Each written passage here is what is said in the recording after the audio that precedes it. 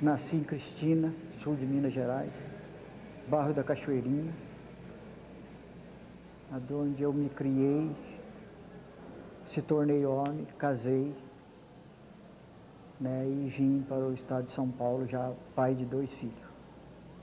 Minha família é uma família pobre, né, tudo da roça, por eles tudo analfabeto, como eu também sou.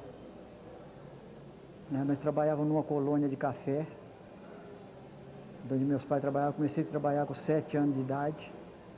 Recordo muito bem porque eu fui puxar uma tropa, puxar um burro para o meu pai, e eu estava com preguiça de ir para a roça. Daí minha mãe me deu uma coça de cabresto, né? Então isso não me esqueço dessa passagem quando eu estava com 7 anos. E daí me continuei, né, com tropeirismo, me entusiasmei, depois passei para o carro de boi, mas nunca deixei da tropa, né? Até hoje ainda lido com tropa ainda. Carro de boi não, mas tropa ainda lido até hoje. Eu comecei a cantar com 7 anos e meio na Folia de Reis. E tocar o cavaquinho. Tocar um cavaquinho que meu avô me deu. Me ensinou a fazer 3 posições, que era a primeira, segunda e terceira na Folia de Reis. E então eu comecei a cantar na tara, que era chamado tara, hoje é subtinido que eles falam. Toco cavaquinho, violão, viola, agora com o Braz, aí, com o amigo Braz. Cordion, né, 80 baixo, 120. Pé de bode também arranho um pouquinho, que é a sanfona de 8 baixo. Né, e bato caixa. Bom, eu acho que o lado folclore é do sangue, né? Meu avô, tanto um como o outro, gostava muito de Cana Verde, Vilão de Lenço, e o tal de rastapé, pagode, né? Porque o tal de forró surgiu não faz muito tempo. Era pagode, rastapé, que era o tal de baile na tuia, essas coisas, né? Então, e a gente comecemos com eles, trabalhando à noite, destalando fumo, recheando cebola, debulhando milho para vender, e quando parava, tomava o café, daí ferrava no cavaquinho, na viola, e eu era o tocador. E eles eram os dançadores, né? Juntava aí 10, 12 par e ia dançar Cana Verde, catira, né? Vilão de Lenço, que eu tinha um avô que era apaixonado por Vilão de Lenço, o outro não. O outro era catira e Cana Verde, que é o padrinho Toimira, e o meu padrinho Zé Arve, que era o outro avô, parte da minha mãe, era Vilão de Lenço e Cana Verde. Desafio é nos pagodes que fazia, né?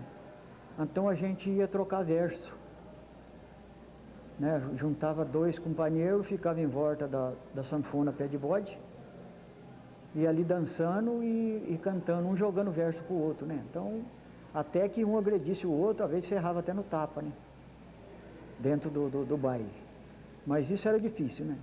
Eu só encontrei uma parada uma vez, um senhor de São Gonçalo, de Minas, trazido pelos portugueses, que trouxeram de surpresa para mim cantar com ele. E a gente cantou, o baile começou às 8 horas e nós paremos no outro dia às 8 horas do dia, quando o sol estava quente, sempre cantando, tomando um descanso, tomava um café com biscoito, broa de fubá, né, e ferrava outra vez. Só que tem que ele bebia quentão e eu bebia água de açúcar, porque o quentão deixa a gente rouco, e a água de açúcar afina a garganta da gente. E o nome dele era Zé Pavão, e o meu nome era Zezé da Bertina. Mas posso cantar.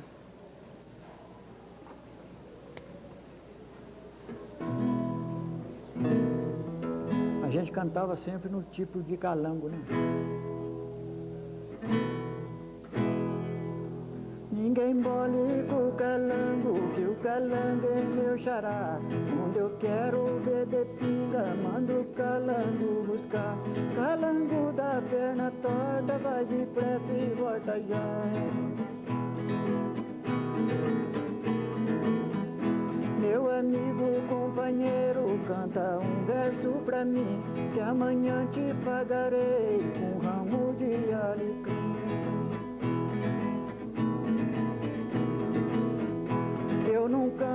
esta linha só canta em linha de A. Você chama Zé Pavão, olha no pé da chorar. Você veio de São Gonçalo pro Zé Mira disputar. Eu moro na barranceira, não deixo o terrão rodar. Eu caio no poço fundo, saio seco sem molhar. Lambari no poço fundo, nada mais do que cará.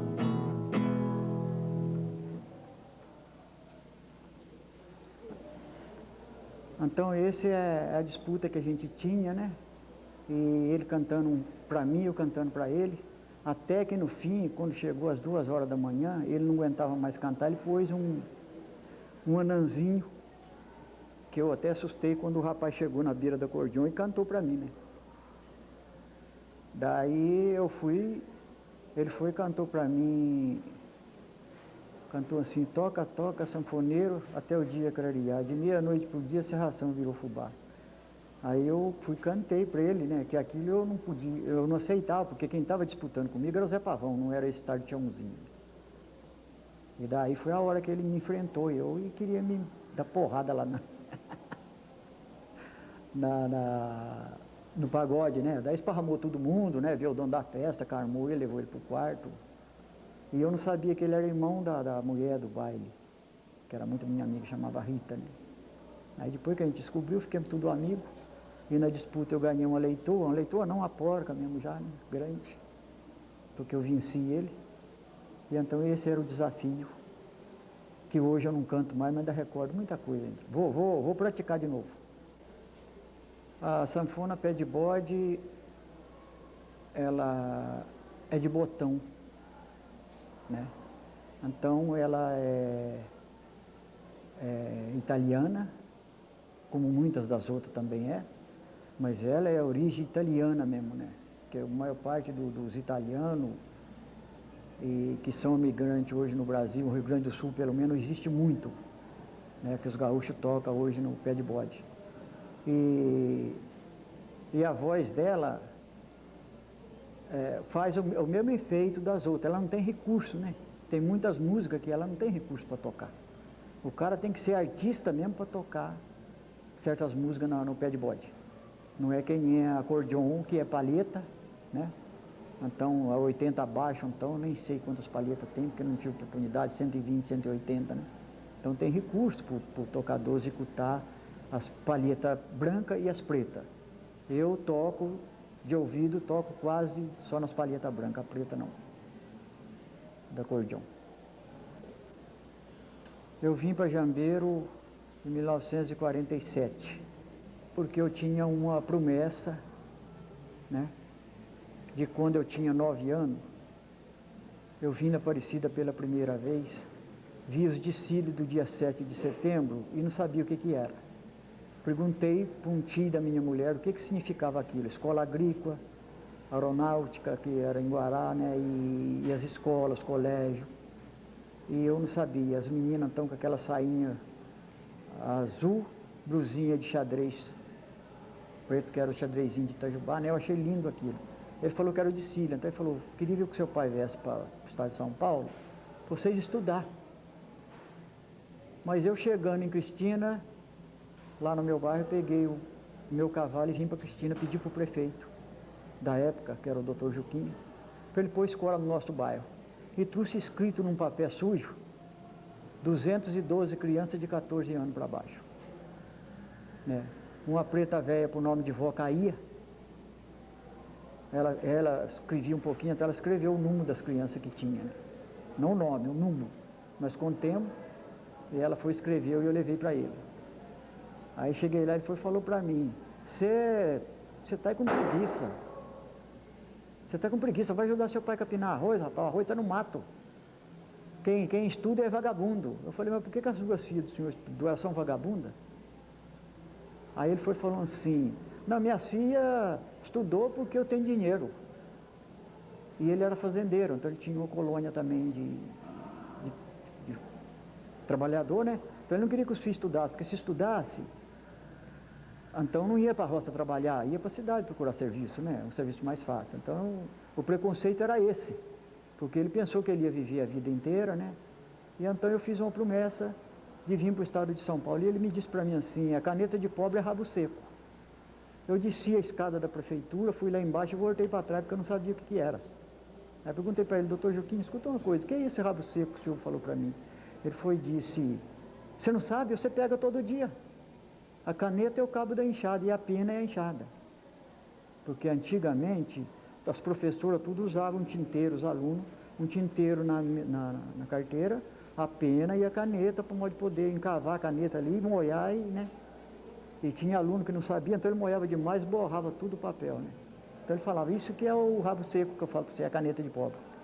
E eu voltei para casa triste e não falei nada para minha mãe. Passou uma semana, ele passou lá em casa e falou que eu respondi para ele. Por que a filha dele estudou se elas eram vagabundas? Daí tomei outra coça de cabresto, por ter respondido para o doutor Juquinha, que era o prefeito da época, né? E então eu jurei de vir para o estado de São Paulo quando eu casasse e nascesse o primeiro filho. Aí nasci, e tomei outra coça por causa de falar em casar e ter filho. Ela falou: você está com febre de coelho e está falando em casamento e filho? Aí quando nasceu a primeira menina, o primeiro menino que morreu, chamava Sebastião, morreu. Eu fiquei lá. Aí quando nasceu a segunda, que é a Marinês, que hoje é enfermeira aqui em São José, daí eu trouxe ela com um mês para Jambeiro. E graças a Deus meus filhos são tudo formados, quase todos formados, todo bem de vida, né? E eu continuo analfabeto como sempre, mas orgulhoso dos meus filhos. Eu vim para cá, comecei a trabalhar com tropa, não minha, porque a minha eu vendi lá, meus boi eu vendi lá, mas vim trabalhar com o carro dos outros e com tropa dos outros, porque nós encontramos tanto apoio na cidade de Jambeiro, né, com os vizinhos, que nós fomos tirar lenha, eles pegaram e deram os burros para mim trabalhar. Então eu trabalhava com 10 burros durante o dia e à noite eu trazia lenha em Jambeiro no carro de boi. Até meia-noite, 1 hora, eu estava descarregando o carro de boi em Jambeiro com lenha. E na enxada, plantando, colhendo, né? Eu, minha patroa, na enxada junto com a gente. Nós somos pai de 12 filhos, né? Criamos 9. Então nasceu 2 lá e 10 aqui em Jambeiro. Mutirão, eu tive a oportunidade de fazer 4 mutirão em Jambeiro. O primeiro que eu fiz com 78 pessoas, o segundo com 66, o quarto que foi na fazenda de um amigo meu, né, Sobertino Canducha, com 110 pessoas, e eu cantando mutirão com meus companheiros, meu pai. Então eu, meu pai, meus amigos, né, que cantavam mutirão, a gente cantava mutirão. Mutirão, lá em Minas, todos mutirão, tanto fazia de enxada, como de foice, né, roça-pasto, essas coisas, tudo tinha a turma que cantava mutirão, né? Então os cantadores, eles não trabalham assim, desesperadamente, os outros trabalham, porque os outros trabalham para os cantadores. A gente vai naquele passo lento para ter fogo, para poder cantar o mutirão. Mutirão, a cantiga, é quase estilo da folia de reis. Só que tem que os versos é completamente diferente, né? É também verso que você inventa na hora, conforme o jeito que está tocando o mutirão, você canta. É bonito, né? E nas fazendas que a gente fazia o mutirão para capinar a roça, então quando a gente terminava a roça daquele proprietário, que a gente estava trabalhando para ele, então ele já corria embora, porque eles usavam deixar ele nu na roça, ele tinha que vir pelado para casa. Era ritmo, né? Então eu, pelo menos, quando estava acabando de capinar minha roça, eu aqui, ó. Porque depois que você entrava para dentro, não perdia o direito. Mas se pegasse na roça, tinha que vir de cueca para casa.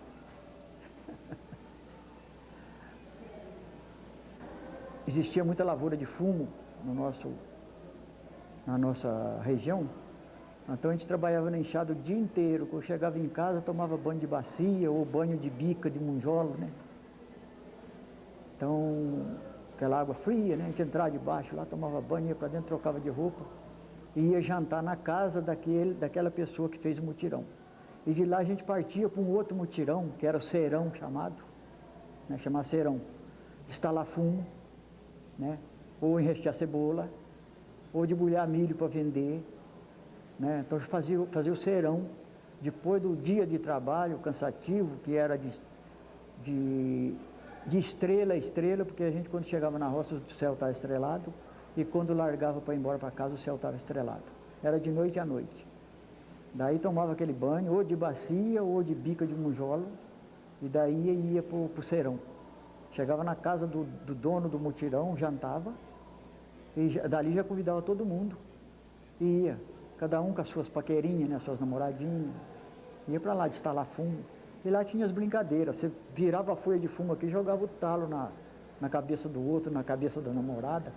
Porque a gente falava namorada, mas ficava 3 metros um do outro, né? Não podia nem relar perto, nem chegar perto, nem conversar, nem nada. Então comunicava pelo talo de fumo que jogava, quando não contava de buiar no meio, jogava o sabor.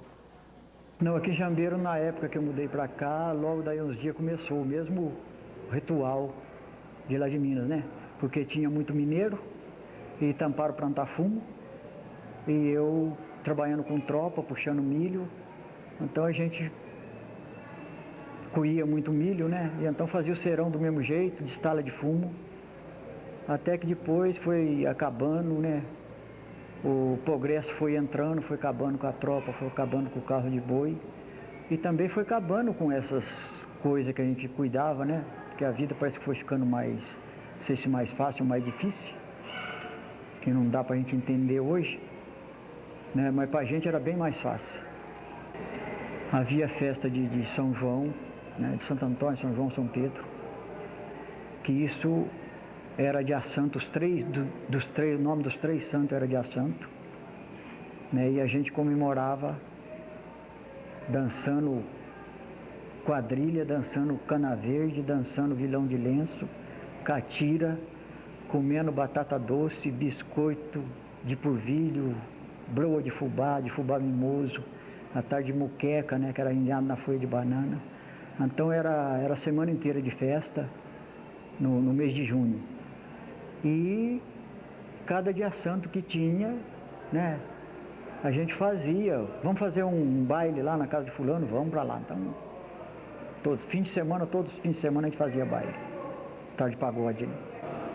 Vilão de lenço é quase estilo mesmo da cana verde, só que tem que todo mundo usa um lenço na mão, né?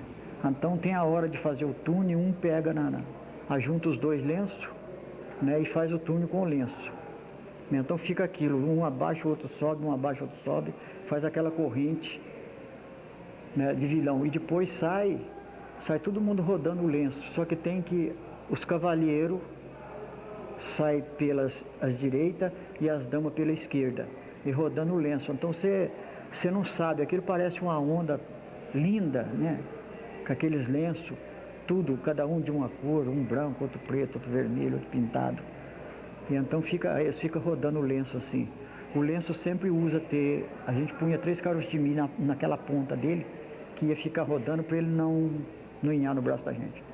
E então ia rodando assim, ficava aquela corrente entre as damas e os cavaleiros. Só que tem que era homem e mulher que dançavam, né? Como na cana verde também tem que ter os pais de homem e mulher, que hoje está difícil para a gente arrumar. A cana verde a gente bate o pé, né, e bate palma.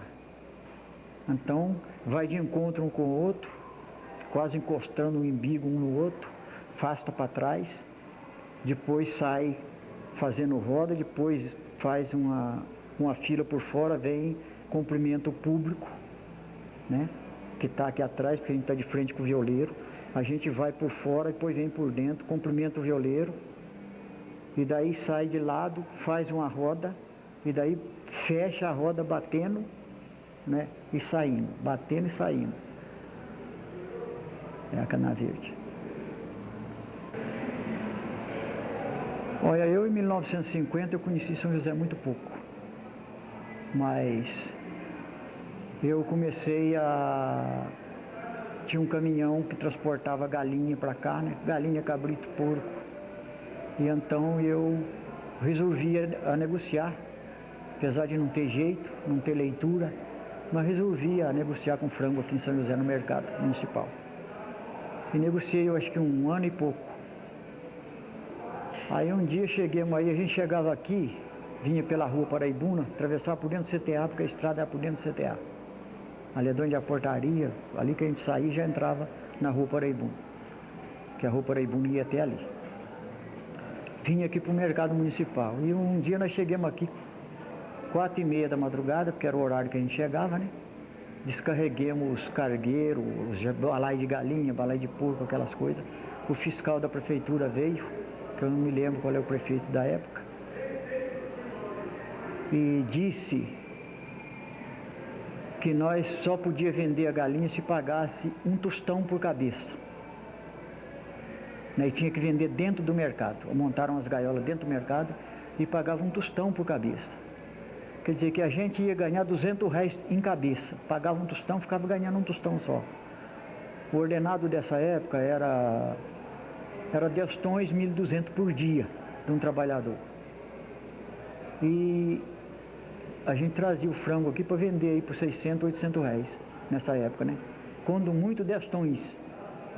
E tinha que pagar 1 tostão pro mercado. Então nós, de Jambeiro, fechamos balaio e enfrentemos a nossa freguesia no mercado, né? Que queria que abrisse o balaio de qualquer maneira, ou vendendo ou dando dado, né? Eles queriam os frangos. Então isso foi uma passagem que eu também não esqueço da época. Chegando o carro de boi, a par com o mercado, tropa, né? Nós vinha no caminhãozinho velho, um Fordinho Marta Rocha, de Jambeiro. Agora a maioria dessas beiradas aqui, Putinha, essas piedades, tudo vinha com carro de boi, tropa, né? E descarregando ali no Largo do Mercado para vender a sua mercadoria. E foi uma surpresa esse dia de madrugada, que foi um fracasso esse fim de semana, tanto para nós como para os joseenses da época, né? Que ficaram sem os frangos, sem as coisas, porque tinha que pagar. Em 48, eu já trazia minha mãe no médico aqui na rua Vilaça, Dr. Faustino, né? Que era o nosso médico que foi enviado a minha mãe para ele aqui de Caçapava, o médico enviou para cá. Então, o Dr. Faustino na rua Vilaça, a gente pegava uma jardineira que saía de Jambeiro, passando por Piedade, Caçapava, vinha São José, né? Essa jardineira, o proprietário dela chamava Monteirinho. Hoje ele mora em São Sebastião. E então a gente vinha e a gente trazia alguma coisa nessa jardineira também, para vender aqui na rua escondido, né? Porque o fim de semana para nós acabou, né? Então trazia no meio de semana. E então era bonito aqui São José, porque era só esse miolinho aqui, né? Aonde eu moro no Jardim Paulista era pasto do Zé Ferreira, chamado Zé Ferreira, um fazendeirão que tinha aí, né? Então lá era gado, alimar, e tinha alguma casinha por meio lá cheia de cabrito, Angola, galinha da Angola, né? E a gente passava lá, achava bonito. E o ponto do ônibus era 2 calipe grandes que tinha na porta da igreja São Judas, né? Que fizeram uma capelinha e tinha esses 2 calipão. Ali era o ponto da jardineira. Era aqui no mercado e lá na igreja São Judas era o ponto final. Depois lá na Vila Industrial, dessa jardineira. Mas era simplesinho, não tinha ônibus, não tinha... Era uma cidade até pacata na época. E de Jambeiro a gente tinha um amigo aqui que era o Padre Fortunato, né? Saudoso Padre Fortunato, que doou aí o terreno pro Asilo Santo Antônio, que eu tenho vontade de ir lá, porque eu tenho uma conterrânea minha lá que está com 126 anos, na cama, de Cristina. Quero ir lá fazer uma visita para ela. Foi saído há poucos dias uma manchete sobre ela. E ele foi o que construiu essa igreja, matriz de São José. Ele foi o engenheiro, ele foi o arquiteto, ele foi tudo. E foi o dono do sítio que hoje é meu, Padre Fortunato, quer dizer, da família deles. Olha, aqui eu conheci muito pouco, eu conheci uma congada, né, que tinha aqui na Vila Maria, que depois passou indo para o Jardim Paulista. Muitos desses congadeiros foi para o Jardim Paulista. mas era aqui na Vila Maria. Então muitas vezes que nós encontrava com eles ali na Praça do Mercado, dançando, cantando, e a gente também participava dando R$200, R$500, né? Porque eles cantavam e pegavam um dinheirinho para manter o negócio.